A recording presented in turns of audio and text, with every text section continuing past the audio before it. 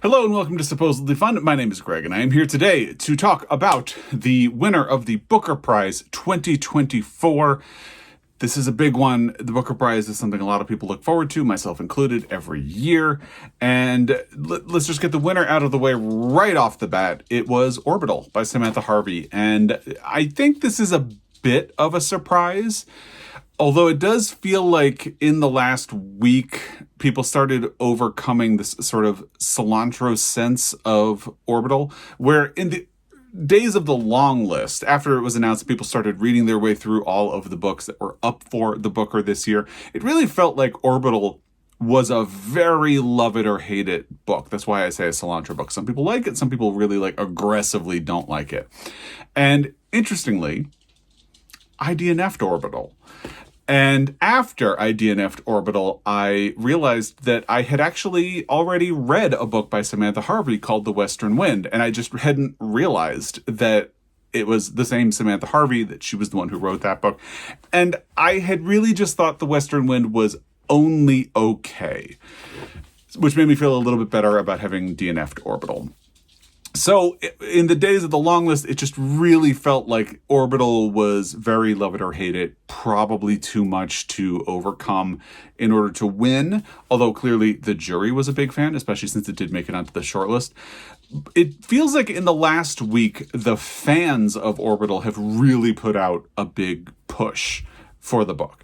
Not that that has any sway on what the jury ultimately decides or doesn't decide, but it is very clear that suddenly, it's interesting to follow a long list, a short list, and then the winner announcement, because it is amazing how there are sort of ebbs and flows to these things. And you can sometimes see this, like the Seven Moons of Molly Almeida was relatively unknown when it made it onto the long list the year that it ultimately won. My reaction for that will be down below. But as people started reading the long list and then the short list, it gained momentum and people started really appreciating it. And it seems like the Booker has gravitated toward that type of thing recently, something that was relatively unknown, but which gained a lot of momentum over time. And this case, it was a little bit more of a roller coaster. It was up and down and up and down and a little all over the place.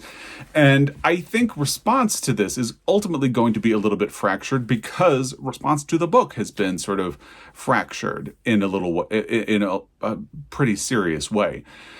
Now, I got it from the library here in the US, and I should also add that I will have affiliate links to Orbital and the rest of the shortlist, the rest of the long list, and some other books that I will talk about in the description box down below if you would like to find more information about these books. You could also purchase copies of the books from there, or go to your local independent bookstore. I'm wearing my Powell's t-shirt today, or go to your local library. It's always good to support your local library. I got Orbital from the library. And I can't remember how far in I got. Not very far at all. Maybe 20 pages.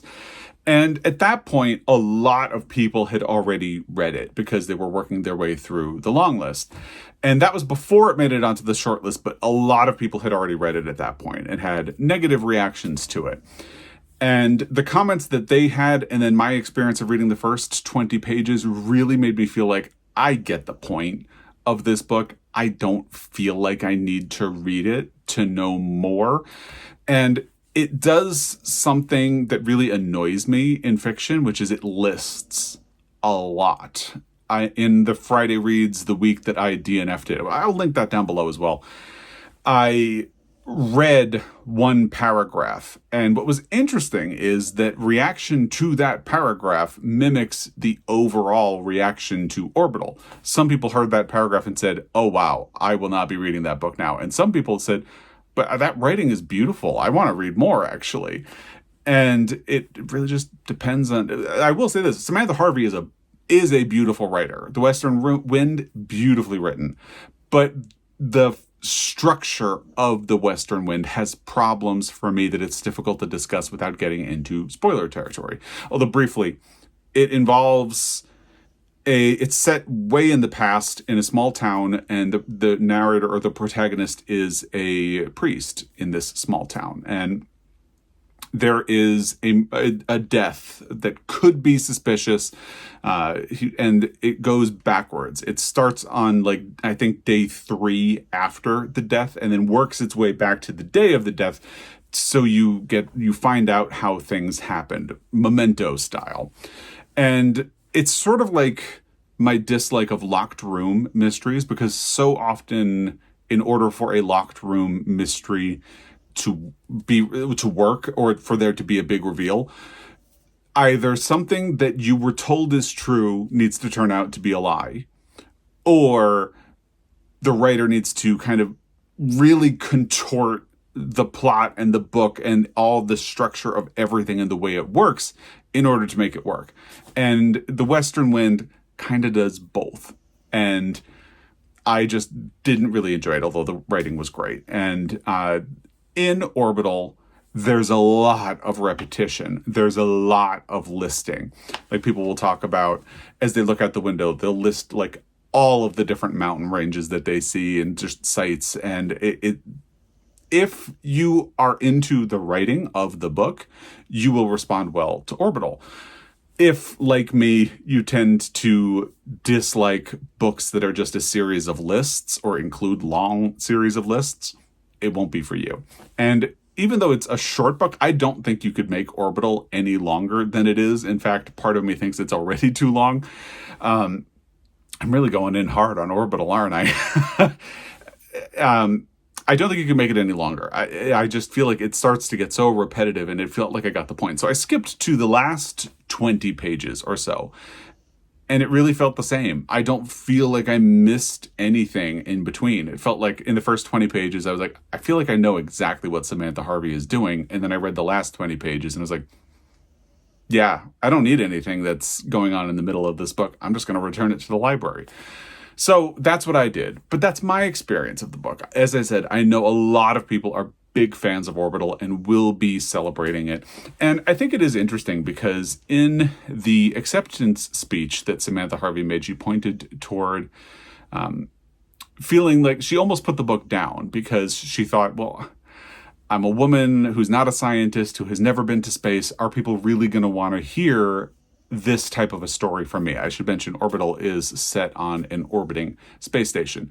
And there are, I think, somewhere around 6 astronauts on the space station who come from different parts of the planet, and all of them have things that they have left behind, obviously, and they are sort of observing the world and its beauty and reflecting on the world and human life from space. And it feels like in the last days of Booker season, especially after the election in the United States turned out to be very different from what a lot of people were hoping for, myself included, a focus on something that kind of optimistically and beautifully reflects on human existence, human life, and this planet kind of makes sense that that is the book that ultimately really spoke to the jury and that they singled out for a win. It feels, in hindsight, of course, because in hindsight, things always have a tendency to make sense, that once you know the winner, it's kind of easy to see how we got here. I think the fact that it does, as I said, reflect on the world and has this sort of beautiful sense of wonder, even though I DNF'd it, I can see how that felt urgent and worth rewarding in this moment. However, I think myself and a lot of other people were really expecting that James by Percival Everett would be the book that won. And that was not the case. He was previously a contender for the Booker Prize for The Trees. And, you know, I feel like every year at this point I start to get excited because someday someone is going to become the very first author to have won both a Pulitzer Prize for fiction and a Booker Prize. And this really felt like a book that could do both. It could win the Booker Prize and then go on to win the Pulitzer Prize for fiction. It's something that really has only been possible since the Booker Prize opened up to American authors, although Carol Shields straddled the border because she was born in the United States but lived in Canada, which made her eligible for both. So she won the Pulitzer Prize for The Stone Diaries and was a finalist for the Booker Prize that year. And so far, it feels like there are some authors who have been in the mix who would win for different books. Like Richard Powers has been in the mix for the Booker Prize, but he won his Pulitzer for The Overstory. So it feels like if it's going to happen, it's probably going to be an author who's already won one of those prizes winning the other one. This really felt like a book that could have done both. I do think the fact that it didn't win the Booker Prize kind of gives it a bit of an edge for the Pulitzer, because there aren't fingerprints from another major prize on it now, although James is still a contender for the National Book Award, which will be announced next week. So stay tuned for that. I will have my reaction to the shortlist of the Booker Prize down below. And this does also make me wonder, because my prediction for the National Book Award was that Murder felt like a National Book Award winner, and because James was already a contender for the Booker Prize, that maybe Murder would win the National Book Award and James would win the Booker. Now this didn't happen, so now it makes me wonder, will it now have an edge for the National Book Award? We'll have to stay tuned and see about that. But I do think it has an edge for the Pulitzer now. I hope it has an edge for the Pulitzer now, because it would be a shame for James to walk away with nothing. In terms of other books, I'm not at all surprised that The Safe Keep by Yael van der Wouden didn't win. This is another sort of cilantro book. The first half of this book feels very predictable, feels very cliched and familiar, a little too familiar. And the second half of the book adds a lot of really interesting twists on what you thought you knew. And for that reason, you can't really talk about what's great or interesting about this book without ultimately spoiling it for people who go into it. But your reaction to this book really depends on how you respond to that second half. Because for me, it made up for that overly familiar first half of the book. And it left me with so much to think about that I ultimately liked the book. To me, this is a book that I'm glad it made the Longlist for the Booker Prize. I'm a little surprised it made the shortlist, and I'm not at all surprised that it ultimately did not win. What I think is interesting is that it really started to feel that Stoneyard Devotional by Charlotte Wood was emerging as a dark horse contender behind James, which ultimately ended up not winning. And it felt like either James or Stoneyard Devotional were going to win, although people were really starting to push for Orbital. And I have not read Stoneyard Devotional, but it will be released in the United States in February. That link that will be down below would be a pre-order link if you use that. And it does sound really interesting, so I will probably be looking for it when it is published here. We'll see if I actually get around to it, because it sounds like it could have made a really worthy winner. And then other ones are Creation Lake by Rachel Kushner. Response to that one has also been very mixed. This is a year in which response to the books that were on the long list and the short list has been very mixed. So I'm not really surprised that Rachel Kushner did not win. And the same is really true for Held by Ann Michaels. I think a lot of people struggled to understand what's happening, didn't really like it, didn't care enough to sort of figure out what's happening in the book. Ann Michaels, of course, is the winner of the Women's Prize back when it was known as the Orange Prize for Fugitive Pieces, which is a book that I own and would really like to get around to reading. I think I'm probably going to skip Held, but I'm definitely going to get to Fugitive Pieces at some point. So when you can look back knowing the winner, I do see how Orbital came to emerge from the pack, especially given what happened in the election in the United States. And maybe that was not actually on the mind of the jury for the Booker Prize. But given that there have been similar election results in other parts of the world, many other parts of the world, or that even in many countries, there has been a sharp tilt toward the right, it does seem like Orbital and its reflection on the world and humanity, it makes me understand how that happened. I just think James would have been a better fit for that in the post-election world, because we don't have to get into all of that, but I do feel like James would have been a better winner for the prize.